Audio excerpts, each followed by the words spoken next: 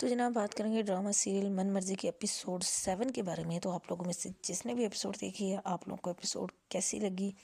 منشا کی چالاکیاں آپ کو کیسی لگ رہی ہے، آپ نے جو وہ اپنی رائے اور اپنے ریویوز جو وہ کمنٹس کے اندر ضرور شیئر کرنے ہیں۔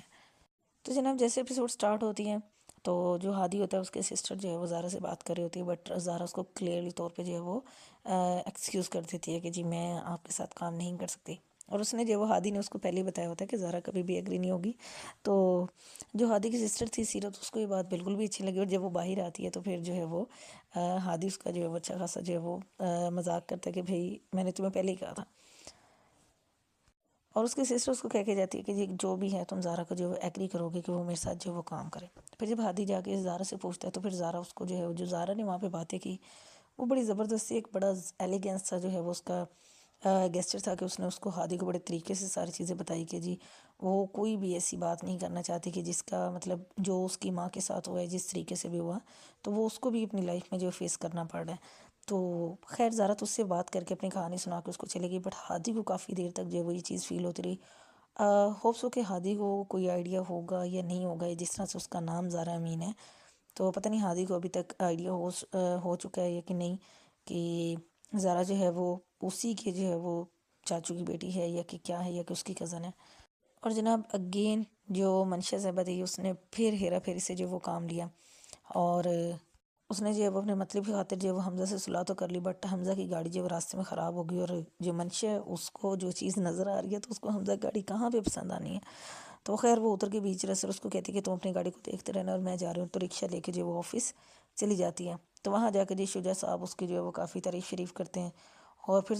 جب حمزہ جو ہے وہ آفس آتا ہے اس کو اس کا دوپٹہ دینے کے لیے، تو مطلب کیا بات تھی منشا صاحبہ کے، کیا ڈائلاگس تھے کہ مطلب وہ اپنی اماں کو بھی یہ کہتے ہیں کہ یہ دوپٹے کا تو زمانہ کوئی نہیں رہا، مطلب اتنی ایڈوانسمنٹ اتنے پیک لیول پہ جا کے جو ہے وہ مطلب بس جو خود سر اس کو کسی چیز کا کوئی لحاظ نہیں ہوتا۔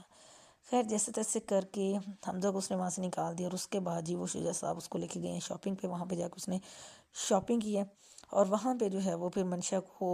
شجاع کے ساتھ جو ہے وہ اس کی خالہ نے دیکھ لیا تھا، پھر اس نے جا کے منشا کی اماں کو ساری جو ہے وہ رپورٹ دی اور بتایا جی کہ اس طرح جی منشا جو ہے وہ کسی کے ساتھ شاپنگ کر رہی تھی، اور اتنی مطلب مہنگی پلیس تھی وہاں پہ۔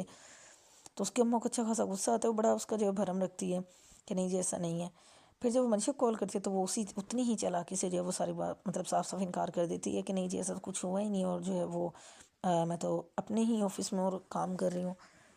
اور منشا خالہ جو ہے وہ زارا کے لیے جو ہے وہ ایک مطلب کہ شادی شدہ بندے کا جو رشتہ لے کے آتی ہیں،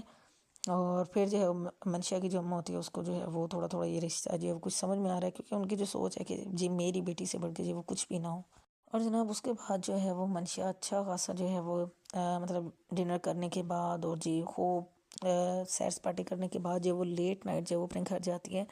اور جو زارا ہے وہ اس کو دیکھ لیتی ہے۔ اس سے پہلے جو وہ سب لوگ پریشان ہو رہے ہوتے ہیں، حمزہ بھی پریشان ہوتا ہے جب زارا اس کو کال کر کے بتاتی ہے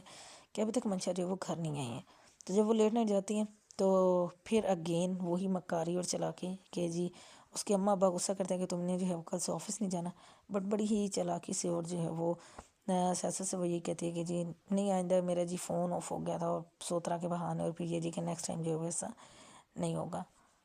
لیٹس سی کہ اور منشا کی جو ہے وہ کتنی چالاکیاں جو ہے وہ باقی ہیں، اور کب تک منشا جو ہے وہ اپنا ٹارگٹ جو ہے وہ اچیو کرتی ہیں۔